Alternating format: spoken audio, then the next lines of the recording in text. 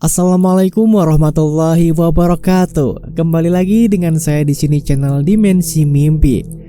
Kali ini kita akan melanjutkan cerita lagi dari Batur Gaib, yaitu sekarang judulnya ganti ya teman-teman, jadi Mati Obor. Ini adalah final scene dari Batur Gaib. Masih dengan penulis yang sama di Master Stu Wiraatmaja. Oke, tanpa langsung banyak basa-basi lagi, kita langsung aja mulai ke ceritanya.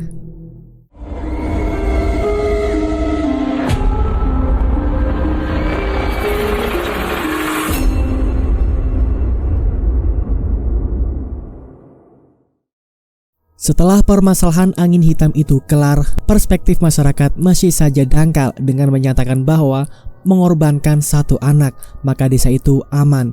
Itu adalah jalan keluarnya.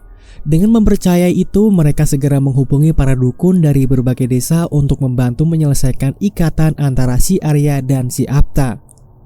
Salah satunya yaitu dengan melakukan kepaten obor atau mati obor, lalu disandingkan dengan kesenian Cirebon lainnya seperti tari sintren dan seserahan yang bersangkutan kepada sesuatu yang dituju yang tak lain adalah si Apta. Gimana? Korbannya sudah banyak. Apa kita harus diam saja seperti ini? Tanya Pak Luhur yang merupakan sesepuh di desa tersebut. Apa kita tidak membicarakan kepada Pak Hanif dan Pak Warno terlebih dahulu? Jika semuanya terburu-buru, maka semuanya akan jadi kacau, jelas Pak Irsyad. Beberapa warga meyakini cara satu-satunya untuk memutuskan hubungan antara Arya dan Apta adalah dengan melakukan kepaten obor atau mati obor. Saya akan menjelaskan sedikit tentang mati obor yang dimaksud oleh Pak Luhur dan Pak Irsyad. Kepaten obor atau yang biasa lumrah disebut warga adalah mati obor merupakan istilah Jawa yang dalam hal ini mempunyai arti sebagai terputusnya tali persaudaraan antar keluarga, baik dekat maupun jauh, karena kendala beberapa hal. Untuk melakukan mati obor atau kepaten obor harus dilakukan beberapa syarat tertentu yang harus dilakukan. Yang pertama, pertunjukan sintren. Kedua, seserahan. Ketiga, pengorbanan. Dan yang terakhir, penutupan upacara yang diharuskan mengikat korban di antar 4 titik obor yang menyala. Jika keempat titik obor berhasil padam, maka seserahan serta pengorbanan diterima. Namun, jikalau hanya satu yang menyala dan ketiganya padam, maka akan menunjukkan sesuatu keberhasilan atau kesialan tergantung dengan apa yang sedang terjadi. Saya nggak banyak banget ngambil referensi ini karena benar-benar salut sama narasumber yang memberikan info serta teka-teki yang amat rumit hingga membuat beberapa hari terakhir ini runyam karena memikirkan apa yang sebenarnya terjadi oleh narasumber ketika kejadian itu berlangsung. Tadi berikut ulasan dari Master Stu-nya sendiri ya ketika bertemu dengan narasumber gitu. Oke, kita lanjut. Narasumber juga memberikan gambaran pada saya tentang story-nya. Kabar baiknya, Batur Gaib akan menjadi 3 versi. Yang pertama, Batur Gaib 1990, kedua Batur Gaib 2005, dan yang terakhir Batur Gaib 2019. Semua ini masih berjalan hingga sekarang, namun narasumber meminta untuk menyembunyikan identitas serta tempat-tempat yang akan dijadikan sebagai jalan ceritanya. Oke teman-teman, kita lanjut lagi ke dalam ceritanya. Apa maksudnya dari 4 obor itu padam dan diterima seserahannya? Masih ingat perkataan, serahkan satu anak maka desa ini akan aman, begitu kira-kira. Mengartikan sebagai pengorbanan untuk menebus segala bencana atau bala. Setelah semua warga terhipnotis oleh usulan Pak Luhur, mereka malam itu juga berbondong-bondong menuju rumah Pak Hanif sambil membawa keris dengan tujuan agar Hanif mengikuti apa yang diinginkan oleh para warga. Hanif, keluar kamu! Pak Hanif bersama Bu Malam segera keluar dari dalam rumahnya. Ada apa ini bapak-bapak? Sudah nggak usah pakai lama. Mana si Arya? Ada urusan apa kau Pak Luhur dengan anakku? Di mana Arya? Terlihat seperti mengancam dengan menodongkan keris di hadapan Bu Mala. Bisa nggak kita bicara santai? Jika tidak, kau tahu akibatnya. Kesal Pak Hanif sambil menatap tajam Pak Luhur. Aku mau tanya, berapa korban yang telah berjatuhan akibat Batur Gaib? Para warga telah siap untuk menggempur Pak Hanif jikalau dia mulai menyerang Pak Luhur. Mungkin tidak ada jalan efektif untuk menyelesaikan permasalahan ini dengan baik-baik. Aku peringatkan padamu Luhur, Arya tidak bersalah. Dia hanya anak kecil yang harus kita bimbing. Kau kira aku bodoh, hah? Bukankah aturan buyutmu itu yang buat? Mana bisa keturunannya tak mampu menaati aturan itu? Arya masih anak-anak. Dia masih mencari dunia bermainnya. Tidak sengaja kalau dia memasuki rumah itu. Pak Hanif dan Pak Luhur makin menjadi-jadi debatnya. Aku memintamu dengan baik-baik. Jikalau kau mengganggu rencana kami, maka kami semua akan membawa paksa Arya dan dijadikan tumbal untuk menembus mati obor. Jelasnya, aku tidak akan membiarkan satu langkah pun kalian semua memasuki rumahku. Jelas Pak Hanif. Baiklah Nif, kita akan memaksa untuk masuk. Jikalau kau tidak ingin mati, mundurlah dan berikan jalan kepada kami. Apakah kau paham Hanif? Pak Luhur menodongkan kerisnya kepada Bu Mala. Isakan tangis mulai mewarnai suasana di rumah Pak Hanif. Pak Hanif yang mengetahui istrinya terancam segera menghela nafas. Apakah kau yakin dengan mati obor masalah akan selesai? Bukankah kejadian dulu pun sama? Sama-sama saling mengorbankan tapi tak pernah sesuai apa yang diinginkan kan? Siapa yang salah? Kalian bodoh. Saking kesalnya Pak Luhur, dia segera menjatuhkan Pak Hanif. Cepetan ambil Arya. Warga berbondong-bondong mencari Arya di mana-mana, namun ternyata Arya bersembunyi di lemari kamarnya. Arya menahan tangis, menahan rasa penyesalan, mungkin hidupnya tak akan lama. Para warga segera mencari Arya hingga ujung rumah itu, hingga Arya berhasil ditangkap dan dibawa oleh para warga. Ibu, Bapak. Suara tangisan Arya pun membuat Pak Hanif memberontak. Namun badan Pak Luhur lebih kuat sehingga Pak Hanif tak mampu berkutik. Korbankan satu anak, maka desa ini aman. Bukankah itu kata-kata mutiara leluhurmu Hanif? Tanya Pak Luhur. Arya segera dibawa menuju tempat Pak Luhur. Warga yang lain membuat lingkaran besar di tengah lapangan. Mereka ikatkan 4 buah obor di dalam lingkaran itu. Penari sintren telah disiapkan. Tampaknya Pak Luhur telah mempersiapkan dengan bersih. Segerakan upacaranya, jelas Pak Luhur. Arya didandani bak pengantin sunat yang diarak oleh warga kampung. Memakai kain ala keraton, walaupun tampak berat, namun Arya tetap menerimanya. Pak Warno yang mengetahui rencana buruk dari Pak Luhur segera menemui Pak Hanif dan Bu Mala yang sedang bersedih hati. Aku bisa membuat anakmu kembali. Apa caranya Pak? Tanya Pak Hanif. Biar aku saja yang menyelesaikannya. Kamu harus melakukan tugasmu untuk memantau Arya. Aku harus segera menemukan makam Apta. Makam itulah salah satu kuncinya untuk membatalkan pengorbanan Arya. Apa yang terjadi jika kalau itu berhasil? Pak Warno tampak senyum sambil memeluk Pak Hanif dan berkata, aku pasti pulang nak. Sontak saja Pak Hanif tahu maksud dari apa yang dikatakan Pak Warno. Dia berniat untuk mengorbankan diri agar Arya kembali ke pangkuan Hanif. Segera lakukan tugasmu, jangan sampai obor keempat mati, itu bisa kacau. Pak Hanif mengiyakan. Obor keempat adalah final dari perjalanan ritual pengorbanan yang akan dilakukan. Jikalau mati serentak keempatnya, maka Arya tak mampu selamat atau dia akan menjadi batur gaib si Apta.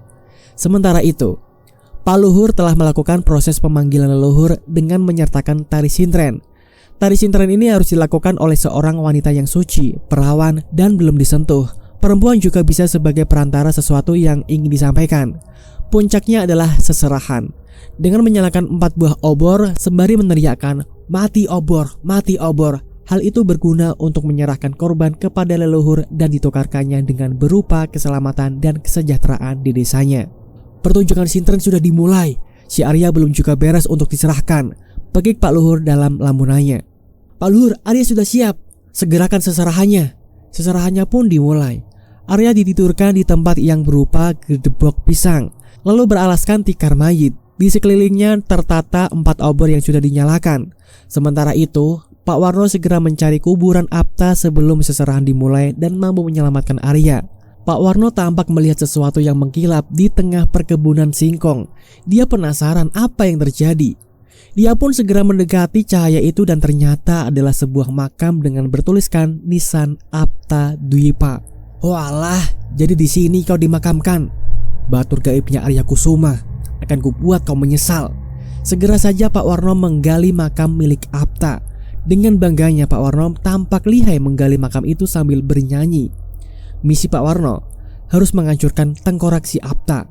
Sementara itu seserahan sudah mencapai klimaksnya. Pak Luhur segera menyalakan keempat obor sebagai tanda akan dimulainya penyerahan tubuh Arya kepada leluhur. Hari ini sampai seterusnya bakal kami putuskan tali kesengsaraan dengan mati obor. Warga gembira dengan keputusan cepat Pak Luhur. Namun di sudut lain, Pak Hanif dan Bu Mala memakai jubah hitam untuk mencegah matinya obor yang keempat. Nyanyian pemanggil roh halus sebagai pertukaran tubuh dimulai. Yen esuk ora teko, janjine bakal tresno. Tresno ning urip wong liya, tekaho demit mulya. Seketika awan menggelap, namun tidak hujan.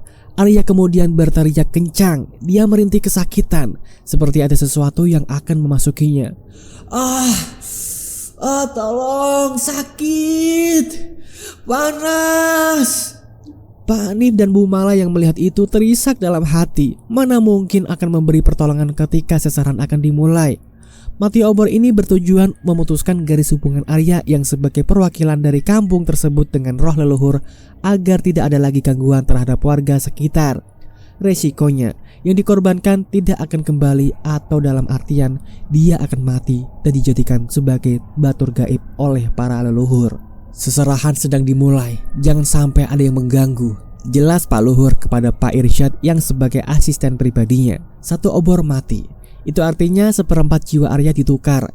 Dengan matinya obor sebagai bukti terpenuhinya permintaan para warga. Semua warga masih melihat reaksi Arya dalam proses mati obor atau kepaten obor. Matanya memutih, tubuhnya terangkat ke atas. Tali yang mengikat kedua kaki dan tangannya merenggang karena terangkatnya tubuh Arya.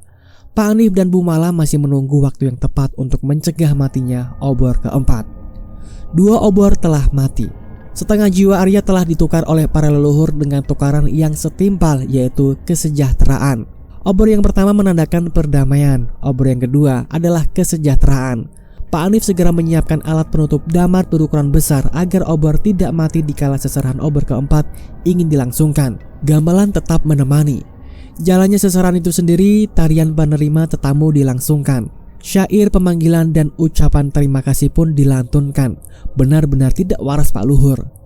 3 obor telah mati. 3/4 jiwa Arya telah diserahkan kepada leluhur. Obor ketiga bermakna kelanggengan, atau yang berarti kenyamanan bagi seluruh warga sekitar.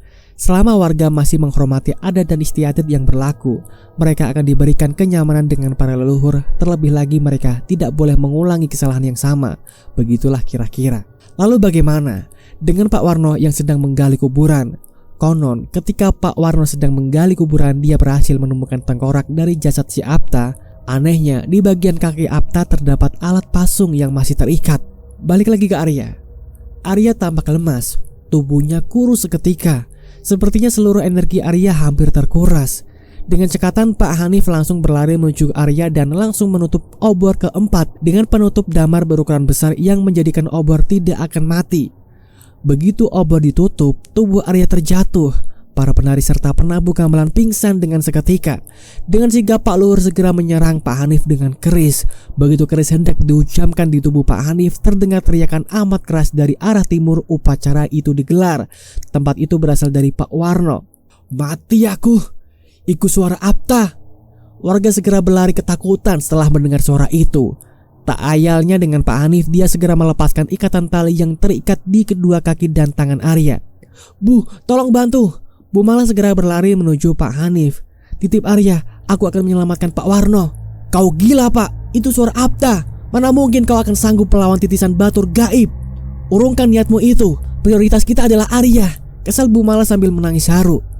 Bagaimanapun juga, dia telah memberikan waktu untuk kita. Biar aku yang tanggung resikonya.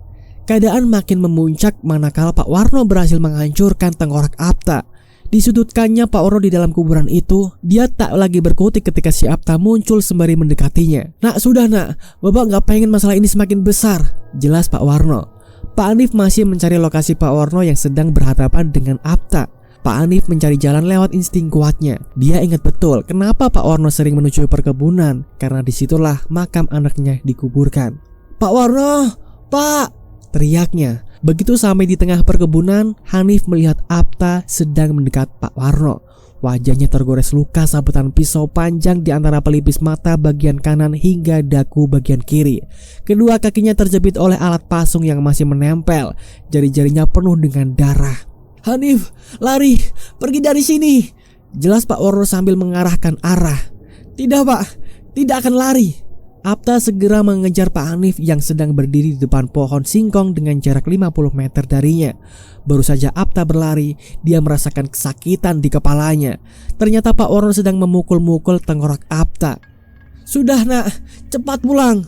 Pak Warno menangis karena mengingat kejadian masa lalu yang menimpa beserta keluarga besarnya. Pak, iku Apta Dwipa, bukankah? Iya Nif, sudah, tak usah dibahas Nif. Tidak akan selesai masalah jika tidak ada yang mengalah. Bukankah kehidupan harus selalu berserah diri? Adakah yang lebih hebat dari menguasai nafsu sebelum nafsu itu menguasai dirinya sendiri? Apta masih berteriak dengan kencang.